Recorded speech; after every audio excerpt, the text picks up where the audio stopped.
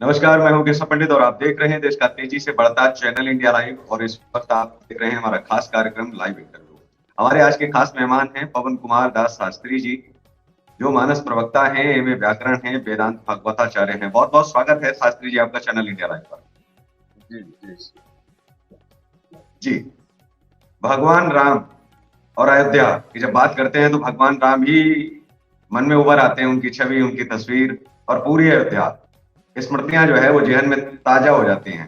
अभी तक भगवान राम टेंट में रहे, लेकिन आज भगवान राम के जो है भव्य राम मंदिर बन रहा है। चर्चा ये भी चल रही है कि मंदिर राष्ट्रीय मंदिर रखा जाएगा या फिर अंतरराष्ट्रीय मंदिर जो है इसको बनाया जाएगा। कैसे देखते हैं तब की अयोध्या में और आज की अयोध्या में? जी, सबसे पहले मैं आपके चैनल के माध्यम से पूरे विश्व में जितने भी सनातन धर्मावलंबी और श्री राम भक्त हैं उन सबको बधाई देना चाहूंगा इस बात के लिए कि अभी अभी परसों हम सब लोगों ने रामनवमी मनाई है। और ये रामनवमी आखिरी बार है कि जब रामलला जी के टेंट में मनाई जा रही है। अगली रामनवमी जी, हम सब लोग भव्य रूप से श्री रामलला का जो महल निर्माण हो रहा है उस महल में हम सब लोग मनाएंगे। तो ये बड़ी खुशी और प्रसन्नता की बात है। रह गई तब की अयोध्या और अब की अयोध्या। तब की अयोध्या माने 500 वर्ष पूर्व की अयोध्या और 500 वर्षों तक की अयोध्या, जो एकदम से उजड़ी हुई सी अयोध्या थी, बिखरी हुई सी अयोध्या थी। जो अयोध्या हरदम अपने और अपने नाम पर आंसू बहाया करती थी, आज उस अयोध्या में प्रसन्नता इतनी है जिसके लिए रामचरितमानस में कहा गया है, बहुत उछाह भवन अति थोड़ा और मानो उमग चला चहुओरा। आज अयोध्या में आने पर अयोध्या आने जैसा एहसास होता है। इस बात के लिए जो भी योगदान करने वाले हैं, लाखों लोगों का बलिदान भी इसमें सम्मिलित है। और वर्तमान समय में जो प्रदेश और राज्य की सरकारें हैं, उन सभी प्रदेश और राज्य की सरकारों को बहुत बहुत बधाई है इस बात के लिए कि आज अयोध्या आने पर अयोध्या आने का एहसास करा। जी। जो कार सेवकों ने जो संघर्ष किया था वो आज रंग लाया। कैसे देखते हैं आप? क्योंकि कार सेवकों की जो कुर्बानियां हैं वो आज दिख रही है कि धरातल पर उनकी, क्योंकि हर कोई संघर्ष, हर कोई काम कुर्बानियां तो मांगता ही है। जी, कार सेवकों का जहां तक संघर्ष का प्रश्न है, लगभग 500 वर्षों से इतना लंबा इतिहास किसी धर्म स्थल के लिए और सतत निरंतर और लगातार संघर्षों का नहीं रहा है। बहुत से स्थानों पर हमारे प्राचीन मंदिरों को ध्वस्त किया गया। वहां बगल में हमने दूसरे मंदिरों को स्थापित करके अपनी पूजा अर्चना आस्था किसी प्रकार से समर्पित करना शुरू कर दिया। लेकिन अयोध्या का इतिहास उससे उलट है, उससे अलग है। यहाँ जन्मभूमि भगवान की वही है और वही जन्मभूमि हमें चाहिए। इस बात के लिए सतत 500 वर्षों तक संघर्ष जारी रहा। हर एक प्रत्येक 25-30 वर्षों पर एक बार उस स्थान के लिए युद्ध हुआ और लाखों की संख्या में बलिदान हुआ। उसके बाद 1984 से आज तक रामलला जी को मुक्ति प्रदान करने के लिए, रामलला जी को टेंट से बाहर लाने के लिए, रामलला जी को उस खंडहर के ढांचे से बाहर लाने के लिए, जैसा मर्यादा पुरुषोत्तम का स्वरूप है, जितने उनके चाहने वाले हैं और जिस प्रकार से श्री राम जी की मर्यादा संपूर्ण विश्व में व्याख्यायित है, उस प्रकार से दिव्य और भव्य मंदिर में उनको विराजमान होना चाहिए। निश्चित रूप से वो कार सेवकों का जो बलिदान है, उनके खून का जो एक एक कतरा है, वह अभिनंदनीय है, वंदनीय है, स्तुत्य है। और उसी बलिदान का आधार है कि आज हम सब लोग भव्य श्री रामलला के मंदिर का दर्शन करते हैं। बाबरी मस्जिद की जब बातचीत की जाती है तो आज भी बहुत सारे मुसलमान आज उल जलूल बयान देते हैं। लेकिन सोचने वाली बात यह है कि जो बाबर के वंशज हैं, प्रिंस याकूब तुसी, उन्होंने खुद भी सोने की ईंट देकर के राम मंदिर के योगदान में हाथ बढ़ाया है और कहा है कि ये हमारी जमीन है, हमारे पूर्वजों से जो भी गलती हुई है हम देश से खुद क्षमा मांगते हैं। इस चीज के लिए एक कृत्य उनके सेनापति ने किया था या जो भी उन्होंने बयान दिया, लेकिन आज वो खुलकर के हिंदुओं के समर्थन में, और पहले से भी जब ये चल रहा था, कोर्ट में मामला था, तब भी उन्होंने कहा था कि ये जमीन जो है उसके दस्तावेज भी हमारे पास है और ये राम मंदिर ही बनना चाहिए। इससे हिंदू मुस्लिम में एक सौहार्द भी जो है पैदा होगा। इसे कैसे आप देखते हैं, जहां जिनके द्वारा ये सब किया गया था उनके वंशज आज खुद उस चीज के लिए माफी भी मांग रहे हैं और वो खुद जो है योगदान दे रहे हैं। ऐसे में जो अन्य लोग हैं वो अगर कुछ बोलते हैं तो उसको कैसे आप देखते हैं? जी। किन्हीं अन्य लोगों को जिनके प्रति, जिनके मन में श्री राम जी के लिए कोई आस्था नहीं है, कोई स्थान नहीं है, रामचंद्र जी के लिए कोई विचार नहीं है, जो राम जी को काल्पनिक मानते रहे हैं, और कुछ लोग तो मानते ही नहीं रहे हैं, उनको उनकी तुष्टीकरण की नीति, उनके राजनीतिक वोट बैंक के लिए वो किसी भी कर्म को करने के लिए तैयार रहे। तो ऐसे लोग क्या बोलते हैं, उन लोगों का बोलना केवल हम लोग इतना ही जानते हैं रामचरितमानस के माध्यम से कि बातुल भूत विवश मतवारे, तेने ही बोले ही वचन विचारे, तिनकर कहा करिए नहीं काना। ये लोग जो है वस्तुतः एक भूत प्रेत पिशाच से ग्रस्त हैं, ओट रूपी, लालच रूपी, कुर्सी रूपी, ऐसे पिशाचों से ग्रस्त लोग उलूल जुलूल बातें किया करते हैं। उन उलूल जुलूल बातों पर हम लोग नहीं ध्यान देते, राम भक्त नहीं ध्यान देते। और जहाँ तक कार्यसेवकों का प्रश्न रहा है, व्यक्तिगत अयोध्या संसद के महामंत्री होने के नाते और एक राम भक्त होने के नाते उन कार्यसेवकों की सूची में कहीं न कहीं हमारा भी नाम है। और इस नाते से बाकी के वंशज जो आकर के उन्होंने कहा कि हमारी भूमि है, इस बात से तो हम सहमत नहीं है। ये राम जी की भूमि है, ये भूमि ना हमारी है, ना तुम्हारी है, ना किसी की है।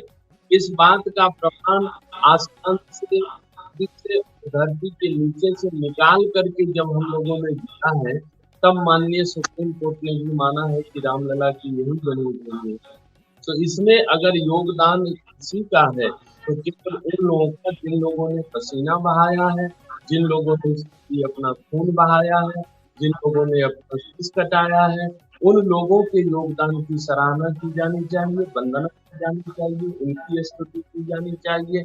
उनकी आस्था का यह परिणाम है कि आज रामलला जी के जन्मभूमि पर भव्य मंदिर का निर्माण हो रहा है और 2024 में उसमें विराजमान होकर के अपने वैभव को, अयोध्या के वैभव को और संपूर्ण विश्व जिस रूप में श्री राम जी को देखता, मानता, जानता चला, अब उस रूप में जब दर्शन करे तो सबके हृदय प्रसन्नता से भरी हुई है ही, और भी प्रसन्नता से भर गई। इस देश के अंदर जब हम बात भगवान राम की करते हैं तो दो खंड काव्य, एक संस्कृत में लिखा था जो भगवान श्री राम से बहुत पहले बड़े संत महर्षि वाल्मीकि जी ने जो है लिखा था, संस्कृत का खंड काव्य है जो रामायण के 2 खंडों में उपलब्ध है। और वहीं सबसे बाद में बाबा तुलसीदास ने जो है रामचरितमानस लिखा, जिसको पूरी दुनिया में सबसे ज्यादा जो है ख्याति मिली। हालांकि भगवान राम के जो है दर्शन पर बहुत सारी जो है रामलीला का वर्णन है। ऐसे में जब उन्होंने सूर्य की दूरी आज से बहुत काफी पहले जो है बता दी थी, जिस समय उन्होंने खंड काव्य लिखे, और उस समय उन्होंने सूर्य की दूरी भी हनुमान चालीसा में जो है वर्णित कर दी थी और नासा ने भी उस पर जो है मुहर लगा दिया।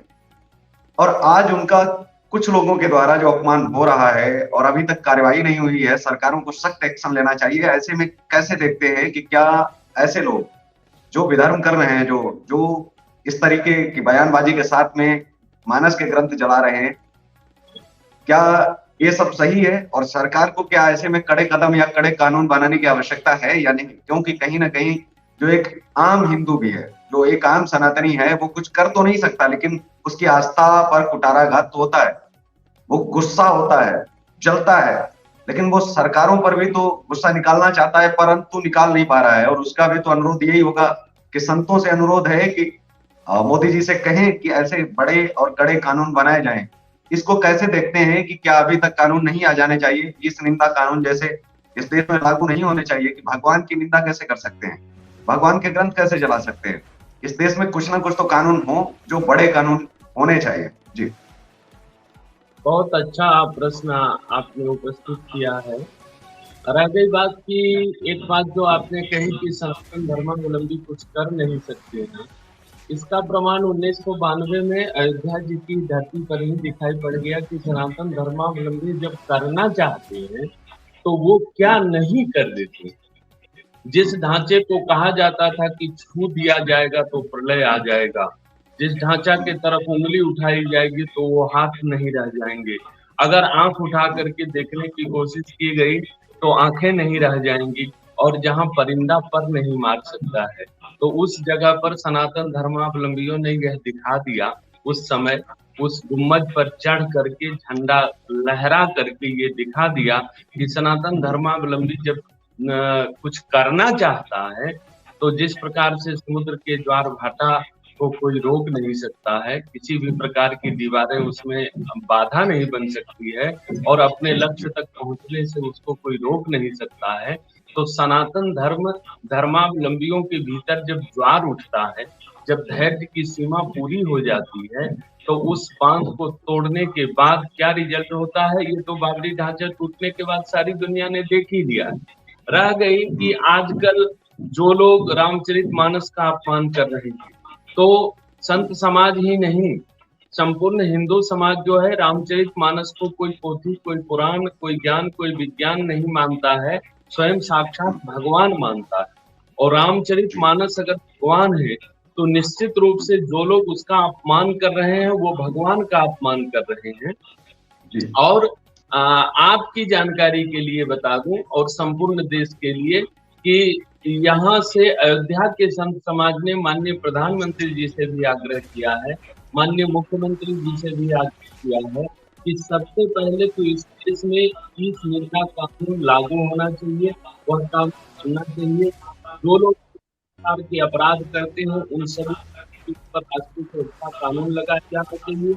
जिन लोगों ने किया है उनके ऊपर भी राष्ट्रीय सुरक्षा कानून लगा करके उसके तहत कार्रवाई की जानी चाहिए, क्योंकि राम जी जो है वह इस राष्ट्र की चेतना है। और हम जो श्री राम मंदिर बनाने जा रहे हैं, मंदिर बनाने के पहले ही हम लोगों ने कहा था कि हम राम मंदिर नहीं, केवल राम मंदिर नहीं, हम एक राष्ट्र मंदिर का निर्माण करने जा रहे हैं। और ये स्वाभाविक है, तो राम जी का जन्म हुआ, बत्तियां बज रही थी तो रावण के यहाँ शोक सभा चल रही थी, तो आज कल भी वही स्थिति है कि यहाँ खुशी का माहौल है। कोई आकर के देखे कि अयोध्या कितनी बदली है, और अयोध्या आने वाले की भावना की बदली सी है। पहले आते थे कुछ मायूस होकर लौटते थे, आज आते हैं तो अयोध्या के आसमान को जय श्री राम की भारत से गुंजायमान और हर्ष ध्वनि से गुंजायित करके यहाँ से वापस करते हैं भ्रमण। तो इस प्रकार का वातावरण उपस्थित होता रहा है हर युग में, और हर युग में उसका प्रतिकार भी होता रहा है। मैं आपके चैनल के माध्यम से फिर एक बार आग्रह करूंगा, हम सब लोगों ने बैठक करके, हम सब लोगों ने पत्र लिख करके, हम सब लोगों ने विरोध प्रदर्शन करके, सब प्रकार के कार्यों के द्वारा प्रदेश और देश की सरकार ने कहा है कि भारतवर्ष में कठोर ई सुरक्षा कानून लागू होना चाहिए, और वर्तमान समय में जो कानून है उस कानून के तहत इस प्रकार की कार्रवाई जिन लोगों ने किया है उन लोगों के विरुद्ध कठोर से कठोर दंडात्मक कार्रवाई होनी ही चाहिए।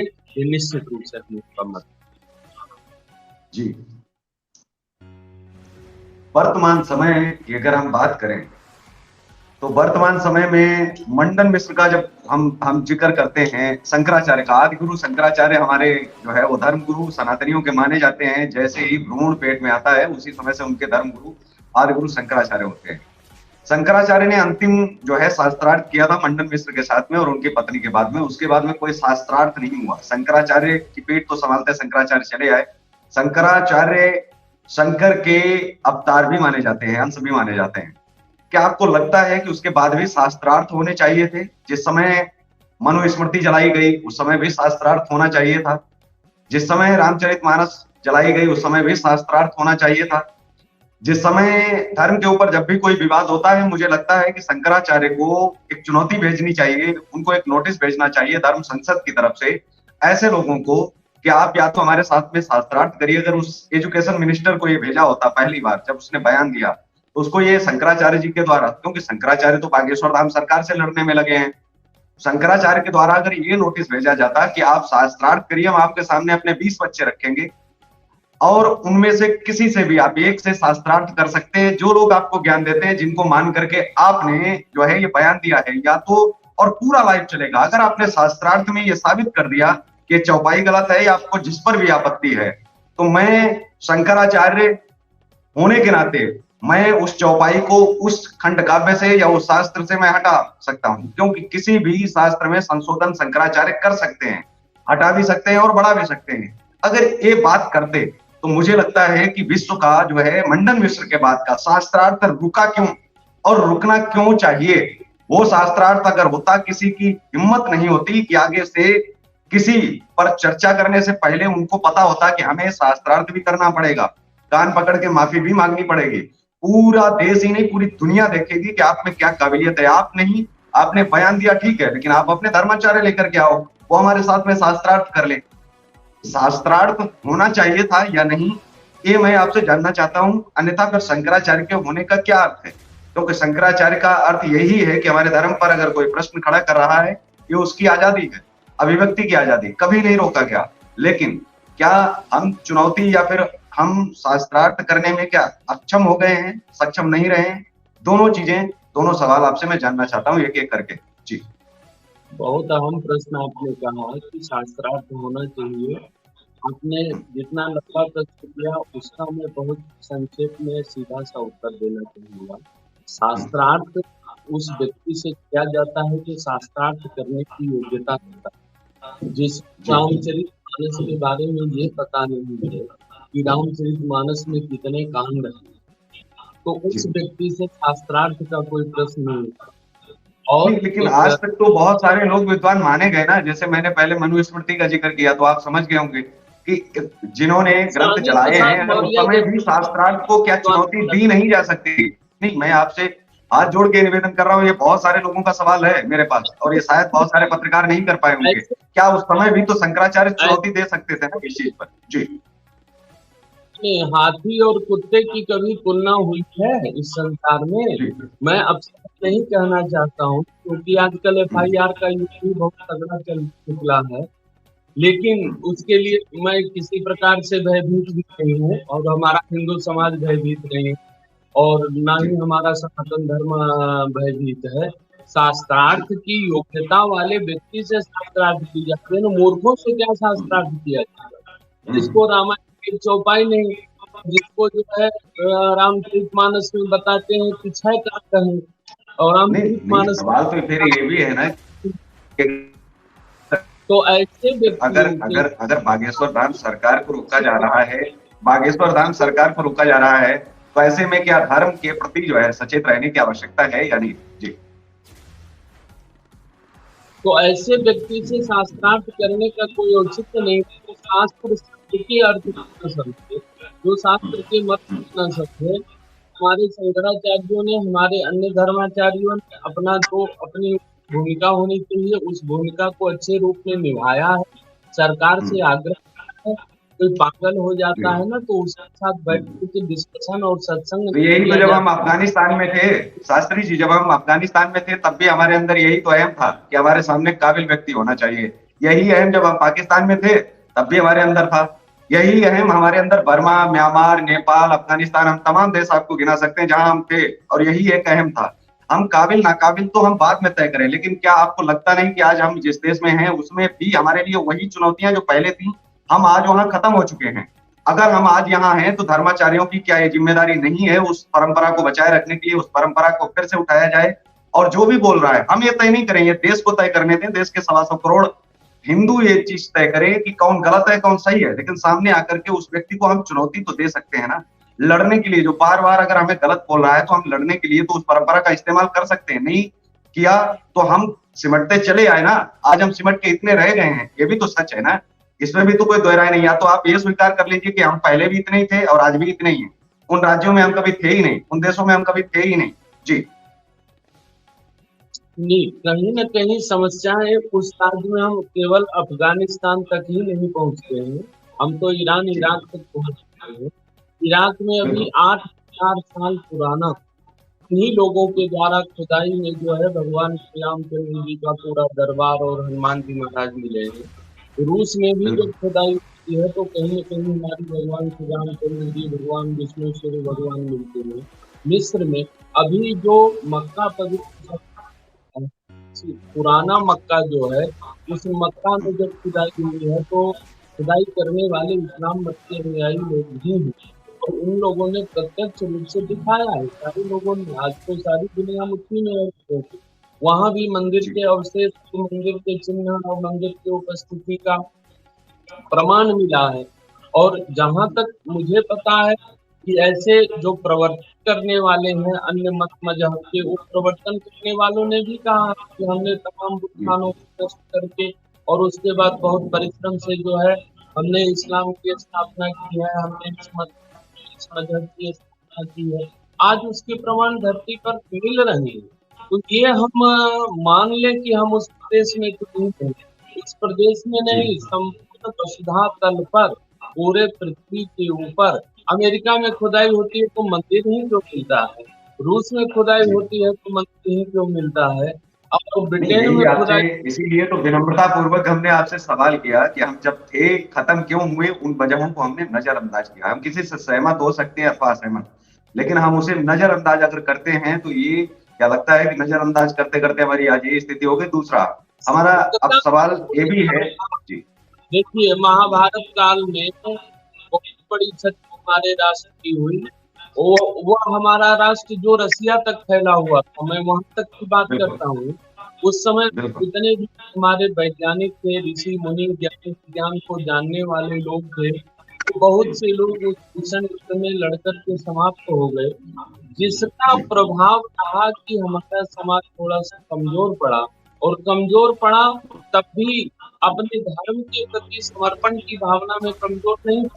हम जी हमारे यहाँ आज के युद्ध के नियम है, इससे युद्ध के नियम नहीं। हमारे यहाँ धर्म युद्ध के नियम थे कि अगर किसी राजा को लगता है कि वो बहुत बलशाली है और दूसरे राज्य को अपने राज्य में समाहित करना चाहता है, तो आबादी के बाहर जाकर, आज तो सीमाओं पर भी युद्ध लड़े जाते हैं, लेकिन पहले किसी मैदान में जाकर के युद्ध लड़ा जाता है। तो आम जनमानस से किसी का कुछ लेना देना नहीं होता। अबोध बच्चे, स्त्री, वृद्ध, ये लोग किसी भी प्रकार से हमला करने के योग्य नहीं है, किसी प्रकार से जी प्रतिकार करने के योग्य नहीं है। तो हमारे यहाँ तो यहाँ तक बताया गया कि असावधान अगर शत्रु है, शत्रु अगर पागल हो गया है, अगर भोजन कर रहा है, अगर शयन कर रहा है, सोया हुआ है, तो उसके ऊपर भी प्रहार नहीं करना चाहिए। हम लोग जी इन नियम धर्मों को मानते हुए कमजोर हुए हैं, इस बात को मैं स्वीकार कर सकता हूँ। बाकी हिंदू समाज में किसी भी प्रकार का, सनातन धर्म में किसी भी प्रकार की कोई कमजोरी नहीं है जो इसको कमजोर कर सके। और कोई ताकत ऐसी नहीं है कि अब जो बचा हुआ शेष भारत है, उस शेष भारत को विखंडित कर सके। और यह भारत एक न एक दिन बनेगा, उसके लिए हम सतत प्रयत्नशील हैं। और हम संगठन भी कर रहे हैं, हम जागरूकता भी ला रहे हैं, और हम सब प्रकार से हमारे धर्माचार्य जो है इस बात के लिए लगे हुए हैं। आप सब लोगों जी ने स्वामी विवेकानंद को तो सुना होगा, तो उन्होंने तो अपने जीवन का व्रत लिया है कि हमारे जीवन में जितना दिन शेष बचा हुआ है, वह एक एक केवल भारत को अखंड अक्षुण्ण करने के लिए। और कम से कम 14 देश जो हमारे हैं, अभी नेपाल भी हमारा धर्मनिरपेक्ष घोषित हो गया। थाईलैंड में भी हमारे मत को मानने वाले सनातन का ही एक अंग जो है वह भगवान बुद्ध भी है। बुद्ध अवतार को 24 अवतारों में गिना गया है। श्रीलंका में ऐसे बौद्ध मत को मानने वाले, चीन की अधिसंख्य जनसंख्या इस मत को मानने वाले, ये सब के सब पुनः सनातन धर्म में वापस आएंगे। और निश्चित भारतवर्ष जो विश्व गुरु रहा है, संपूर्ण विश्व का मार्गदर्शन नेतृत्व किया है, आज संपूर्ण विश्व कहीं न कहीं इस दृष्टि से भारत की ओर देख रहा है। और भारत इस प्रकार से सशक्त हो रहा है कि वह संपूर्ण विश्व का नेतृत्व करेगा, इसमें कहीं कोई संदेह नहीं है। हमारे धर्माचार्यों की ओर से, चाहे एक एक सनातन धर्मावलंबियों की ओर से, किसी प्रकार की कोई कोताही नहीं है।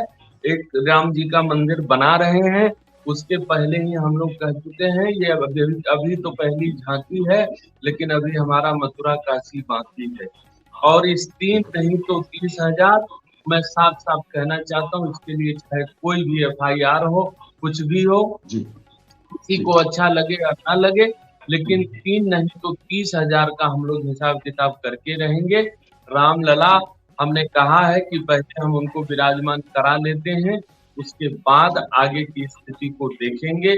किसी भी एजेंडा को हम लोगों ने छोड़ा नहीं है, हम लोग सब उसी मत पर कायम हैं, जो हम लोगों ने आज से 30 वर्ष पहले लेकिन कहा एक था। बात, क्योंकि प्यार से दे दिए जाएँ और प्यार से 3 नहीं दिए गए तो 30,000 का हिसाब-किताब का लिस्ट तैयार है, तो निश्चित रूप से यह भारत अपने वैभव को प्राप्त करके रहेगा। जी, जी। अयोध्या, जब हम पंजाब की बात करें तो गुरु ग्रंथ साहिब या फिर श्री अमृतसर, आपने श्री आनंद साहिब, तमाम श्री शब्द लगाए जाते हैं। जो श्री परंपरा रही है वो हमारे यहाँ जो है सनातन में बहुत ही खूबसूरती से उसका प्रयोग किया गया है। क्या अयोध्या के आगे स्त्री शब्द नहीं लगाया जाना चाहिए? पहला हमारा सवाल है।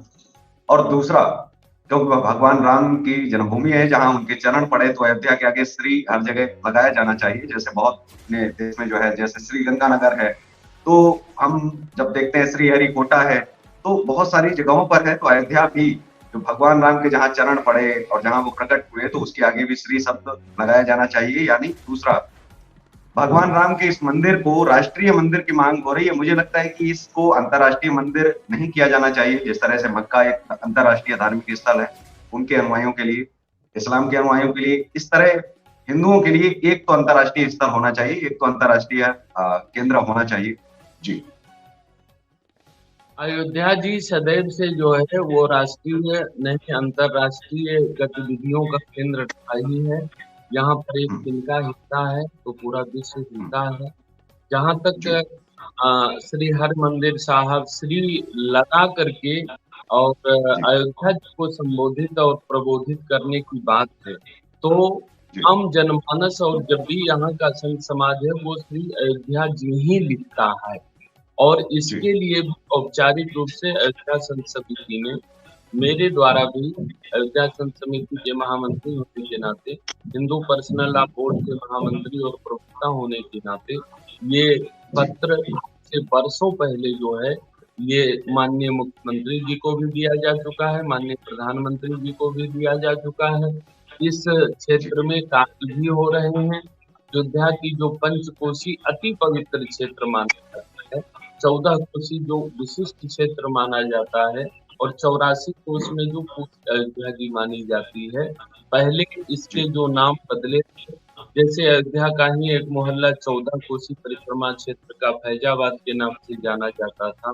अब वो अयोध्या के नाम से जाना जाता है और पंचकोसी जो है वह अयोध्या धाम के नाम से जाना जाने लगा है। इसके लिए सरकारी नोटिफिकेशन हुआ है। तो हमारी आस्थाओं में कहीं न कहीं श्री अयोध्या जी ही बसी हुई है और हम लोग जब भी इसका प्रयोग करते हैं लिखने से लेकर के बोलने तक में, तब से श्री अयोध्या जी इसको बोलते ही हैं। रह गई कि अब विधिक रूप से जो संवैधानिक व्यवस्था है, उस संवैधानिक व्यवस्था में एक नोटिफिकेशन के तहत यह कार्य होना चाहिए, तो उस क्षेत्र में भी हम सब लोग प्रयत्न कर रहे हैं।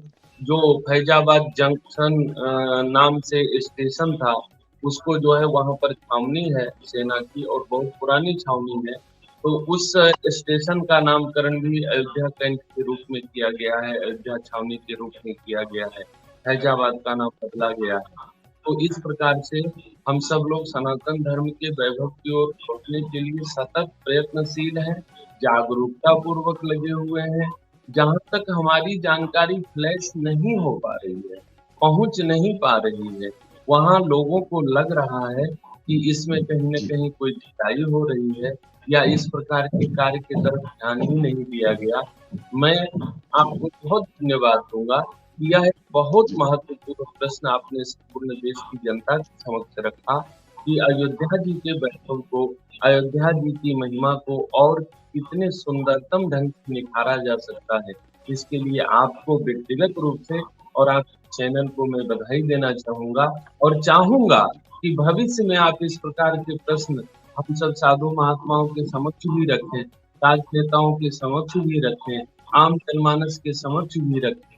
ताकि आम जनमानस हम जो अयोध्या को एकदम नख से लेकर सिख तक का श्रृंगार जिसको कहते हैं, उसी तरह से जी, सजाना चाहते हैं जिस तरह से त्रेता युग में भगवान श्री रामचंद्र जी के अवतार के समय में अयोध्या ने अपने आप का श्रृंगार किया था, पूरी प्रकृति जगत ने श्रृंगार किया था, जिसके लिए रामचरितमानस में लिखा है कि अवध श्री प्रभु आवत जानी, भई सकल शोभा की खानी, भई सरयू अति निर्मल नीरा, बही सुहावन सुविध समीरा।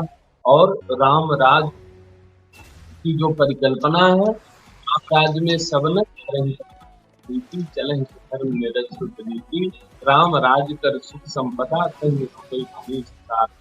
हम उस ओर लौट रहे हैं।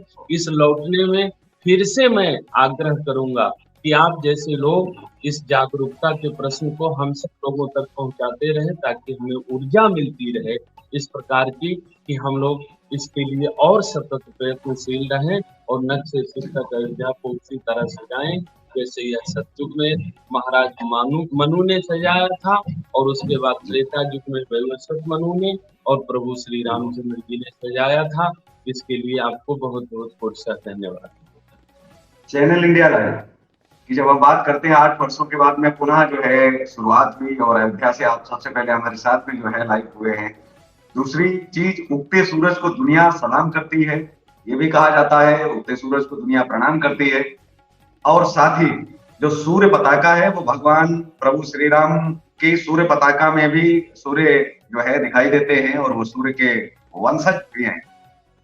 और हमारे चैनल का जो लोगो है वो भी संयोग से सूरज का ही लोगो है, उसकी किरणें, और आप सूर्य को आप देख पा रहे होंगे। तो इस पर भी मैं चाहूंगा कि आज के दौर में जब चैनलों के नाम या फिर चीजें रखी जाती है वो कुछ ना कुछ और चीजें रखते हैं, लेकिन हमने अपने चैनल में भी सूर्य को ही सर्वोपरि माना है और उन्हीं को रखा है।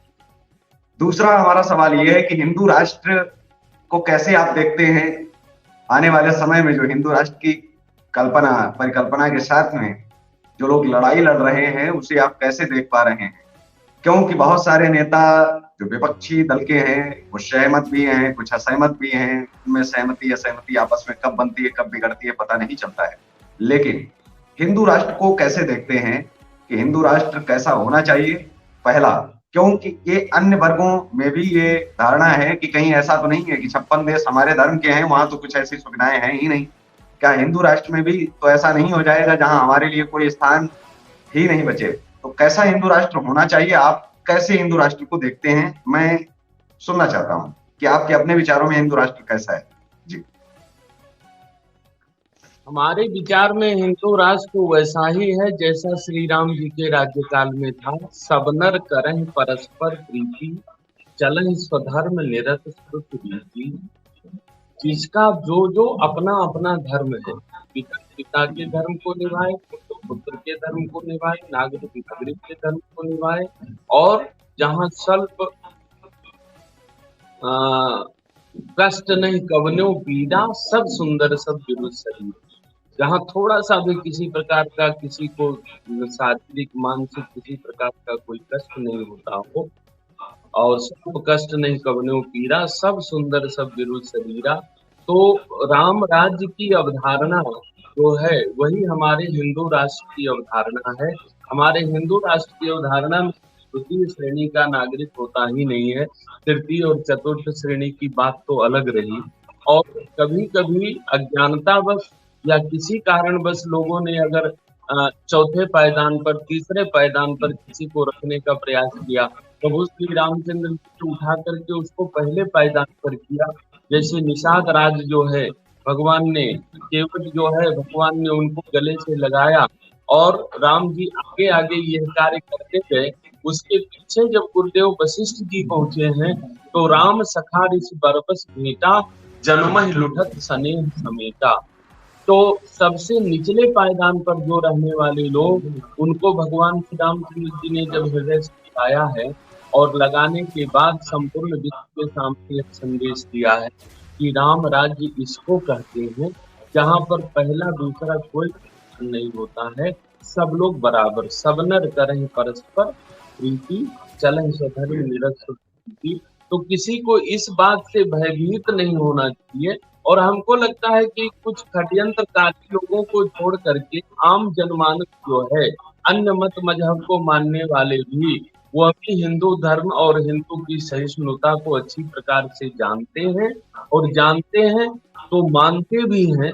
अगर मानते नहीं होते तो जिस समय हमारा शुद्ध रूप से हिंदू राष्ट्र था ही था यह देश, उस समय रसखान जैसे श्री कृष्ण भक्त, रहीम जैसे श्री कृष्ण भक्त, इनके लिए कोई संवैधानिक व्यवस्था के तहत या किसी तरह की कोई मजबूरी के तहत या किसी कोई बलपूर्वक इनको कोई कृष्ण भक्त नहीं बनाया था। इन्होंने उस अच्छाई को समझा, उस संस्कृति को समझा, उस महानता को समझा, उस विशेषता को समझा, और इस कारण से ये लोग कृष्ण भक्त हुए, ये लोग भारतवर्ष के राष्ट्रभक्त हुए, यहाँ की संस्कृति के, मैं साफ शब्दों में कहना चाहूंगा कि अपने आप को इन्होंने न्यौछावर कर दिया। इस संस्कृति के साफ शब्दों में कहूं तो गुलाम बन गए। तो इसके लिए किसी प्रकार के दंड की व्यवस्था करने की आवश्यकता नहीं है, और हमारे यहाँ दोयम दर्जा का कोई स्थान ही नहीं है। सब लोग सपनर करें परस्पर प्रीति, बार बार मैं इसी बात को दोहराऊंगा। तो हमारे हिंदू राष्ट्र की परिकल्पना यह परिकल्पना है कि यहाँ सब लोग समान हैं, सब लोग समान रूप से काम के, सब लोग समान रूप से दाम के, सब लोग समान रूप से धाम और आराम। ये चार राम राज्य की परिकल्पना में जब राम राज्य साकार होता है तो सबको बराबर काम, सबको बराबर दाम, सबको बराबर धाम और सबको बराबर करने का अधिकार है। तो हमारा हिंदू राष्ट्र जो है और जो होगा, है क्या, भारतवर्ष हिंदू राष्ट्र था, है और रहेगा ही रहेगा। कहीं पर संविधान में एक शब्द ऐसे जोड़ देने से, वो भी छद्म पूर्वक परिस्थितिगत जोड़ देने से, तो संविधान में रघुपति राघव राजा राम लिखा हुआ है संविधान के पहले पन्ने पर, राम दरबार का फोटो है पहले पन्ने पर। अगर ऐसा यह नहीं है राम राज्य, तो फिर उस संविधान के पहले पन्ने पर राम दरबार का फोटो क्यों है, और रघुपति राघव राजा राम क्यों लिखा हुआ है? और रघुपति राघव राजा राम के मंत्र से ही यह देश आजाद भी हुआ था।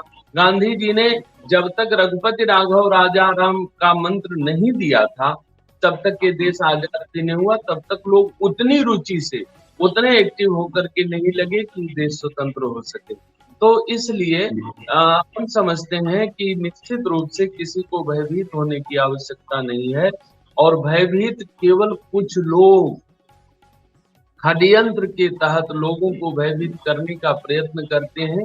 वस्तुतः हृदय से वो भी भयभीत नहीं है, वो भी हिंदू समाज की उदारता को, भारतवर्ष की उदार संस्कृति को जानते हैं, मानते हैं, समझते हैं, लेकिन कुर्सी के खेल के लिए कुछ भी कह सकते हैं, कुछ भी कर सकते हैं, पर उनका कुछ अब चलने वाला है नहीं। और निश्चित रूप से घोषित, अभी अघोषित यह सांस्कृतिक रूप से यह हिंदू राष्ट्र है, और अनादिकाल से है, इस बात को आशा आशा और भक्त विश्वासा सब लोग मिलकर के मान रहे हैं। तो इसको बस केवल एक शब्दों का हेर फेर करना है, उसके लिए जिस मेजोरिटी की, जिस समय की, जिस क्षण की प्रतीक्षा है, जैसे 500 वर्षों के बाद श्री राम मंदिर, राष्ट्र मंदिर का निर्माण हम लोग कर रहे हैं, उसी प्रकार से एक दिन हिंदू राष्ट्र मंदिर का भी निर्माण करते हैं। एक सवाल और भी है कि भारतीय करेंसी से पहले जब अंग्रेज यहाँ शासन करते थे, राजा महाराजा थे, तो वो अपने जो है करेंसी पर या अपने सिक्कों पर राम दरबार की तस्वीरें हम आज भी देख सकते हैं। जो पुरानी, जो प्राचीन जो सिक्के और प्राचीन जो करेंसी जो मौजूद है हमारे पास, उसमें राम दरबार के साथ साथ में लक्ष्मी जी की फोटो, गणेश जी की, माता सरस्वती की फोटो और तमाम अन्य देवी देवता भी उस पर हैं। क्या आपकी तरफ से भी ये रहेगा कि इसके बनने के बाद में राम मंदिर की फोटो भी करेंसी पर आए, या फिर जो है माता लक्ष्मी की, जैसा कि बहुत सारे नेताओं ने भी मांग की हुई थी पिछली बार, और उन्होंने कहा था कि जब लक्ष्मी है तो लक्ष्मी के ऊपर लक्ष्मी की तस्वीर होनी चाहिए, इसमें संदेह कैसा? और दूसरा कि क्या राम दरबार फिर से नहीं आ जाना चाहिए जी भारतीय करेंसी पर? ये भी तो लोगों के दिल में है जी। निश्चित रूप से अगर हम राम राज्य की परिकल्पना करते हैं और राम राज्य का नारा लगाते हैं, राम राज्य लाने की बात करते हैं, तो कहीं ना कहीं वो बातें दिखनी भी चाहिए, आंखों से दिखनी भी चाहिए। और आज नहीं, इसके लिए तो मेरे ऊपर FIR होते होते बच गया। हम लोग जब लंबी चर्चा करेंगे तो इस बात को कहेंगे FIR होते होते बच गया, हमारे ऊपर नहीं हो पाया। मैंने यही मांग किया था कि वास्तव में अगर रघुपति राघव राजा राम कह करके इस देश को स्वतंत्रता की प्राप्ति हुई है, तो यहाँ की करेंसी पर रघुपति राघव राजा राम जी का चित्र होना ही चाहिए। ये मांग जी आज नहीं, बहुत पहले जब कांग्रेसी शासन था उस समय हमने व्यक्तिगत रूप से भी और अयोध्या संत समिति की ओर से भी, हिंदू पर्सनल लॉ बोर्ड की तरफ से भी हमने ये मांग किया था। आज भी हम उस मांग पर बरकरार हैं और उसके लिए रिमाइंडर बार बार जो है वो प्रधानमंत्री महोदय से लेकर प्रधानमंत्री कार्यालय से लेकर के माननीय अपने मुख्यमंत्री कार्यालय और मुख्यमंत्री महोदय से भी करते ही रह रहे हैं और तब तक करते रहेंगे जब तक कि राम राज्य की स्थापना पूरी तरह से नहीं हो जाती। और श्री अगर प्रधानमंत्री जी भी कहते हैं और मुख्यमंत्री महोदय भी कहते हैं कि यह राम मंदिर राष्ट्र मंदिर है, तो निश्चित रूप से है कि राष्ट्रीय करेंसी के ऊपर तो कम से कम राष्ट्र मंदिर का फोटो होना ही चाहिए, राष्ट्र मंदिर दिखना ही चाहिए और रघुपति राघव राजा राम की परिकल्पना साकार होनी ही चाहिए। नोटों पर श्री रामचंद्र जी का चित्र होना चाहिए, जिससे संपूर्ण विश्व को मैसेज जाए कि राम मंदिर बनने के साथ साथ अब भारतवर्ष में साम्राज्य की स्थापना है। जी। कोई अपील करना चाहेंगे? क्योंकि हमारे तो सवाल आज खत्म हैं, हालांकि खत्म नहीं, बहुत लंबी चर्चा जो है चली है और लोग सुनेंगे भी। कोई अपील हिंदुओं से करना चाहेंगे, देश विदेश के जितने भी लोग देख रहे हैं, क्योंकि आने वाले समय में आपसे तो मुलाकात करेंगे ही, अयोध्या आएंगे और आपके निवास का भी नाम शायद शत्रुघ्न निवास है, मुझे ऐसा जो है बातचीत हुई थी उस दौरान नाम आया था। तो शत्रुघ्न जी का नाम जो है बहुत बाद में आता है, तो मुझे लग रहा है कि आज मैंने जब अयोध्या की शुरुआत की तो शत्रुघ्न जी का पहले ही नाम आ गया है। जी। कभी कभी ऐसा होता है ना कि हम पंक्ति में सबसे पिछले व्यक्ति को जब देखते हैं तो हमें लगता है कि वही अगला व्यक्ति होना चाहिए। होना चाहिए। जी। मेरे व्यक्तिगत नाम में भी वही कुछ प्रभाव है। पाछे पवन तनय सिरनावा रामचरितमानस में है कि बंदर भालू जो लोग जब राम जी की खोज करने के लिए, वो सीता जी की खोज करने के लिए राम जी के पास आए, तो उछल कूद मचा करके बहुत से लोग आगे आगे प्रणाम करना चाहते थे, लेकिन सबसे पीछे अगर प्रणाम किसी ने किया तो पवन कुमार दास ने किया। माने रामायण के अनुसार भी पवन कुमार दास ही हनुमान जी का नाम है। तो पाछे पवन तनय सिरनावा जान काज प्रभु निकट बुलावा। तो भगवान ने और बंदर भालुओं को पास में नहीं बुलाया, लेकिन उनको पास में बुला करके इस दायित्व दिया, अपनी मुद्रिका दी, अपना भेंट और उपहार दिया और सीता जी के लिए संदेश दिया। तो पिछला व्यक्ति सबसे अगले पंक्ति वाला कार्य करेगा, इसी नाते यह संयोग है। और जहां तक शत्रुघ्न जी का प्रश्न है कि 84 कोस की अयोध्या में भरत जी के नाम के कई स्थान हैं, लक्ष्मण जी के नाम के कई स्थान हैं, श्री राम जी के नाम से तो अयोध्या पड़ी ही पड़ी हुई है, लेकिन शत्रुघ्न जी के नाम का एकमात्र स्थान यही स्थान जहाँ पर ये दास उस स्थान का महंत भी है और मध्यदेशीय वैश्य समाज के द्वारा यह मंदिर स्थापित है और अभी भी संरक्षित और सुरक्षित, और इसका संवर्धन भी किया जा रहा है वर्तमान में। श्री राम मंदिर के निर्माण कालखंड में ही शत्रुघ्न जी के भी शत्रुघ्न निवास मंदिर का पुनरुद्धार हो रहा है और विशेष रूप से पुनरुद्धार हो रहा है। और इसलिए भी विशाल रूप में इसका पुनरुद्धार हो रहा है कि अयोध्या जी में जब लोग आएंगे तो चारों भाइयों को खोजेंगे और राम जी, लक्ष्मण जी, भरत जी तो मिल जाएंगे, लेकिन शत्रुघ्न जी का एकमात्र स्थान वो आसानी से नहीं मिलेंगे। तो इसके वैभव को भी विस्तार रूप दिया जा रहा है। तो ये जो कुछ भी संयोग बन रहा है, वो संयोग सब राम जी के जन्म के काल में भी ऐसा ही हुआ था। योग लगन ग्रह पार तिथि सकल भय अनुकूल, चर अर अचर हर्ष राम जन्म सुख मूल। योग लग्न ग्रह बार तिथि सब अनुकूल हो गए थे, तो उसी प्रकार से राम जी के मंदिर का निर्माण तो शत्रुघ्न की सेवा अवतार कहे गए हैं।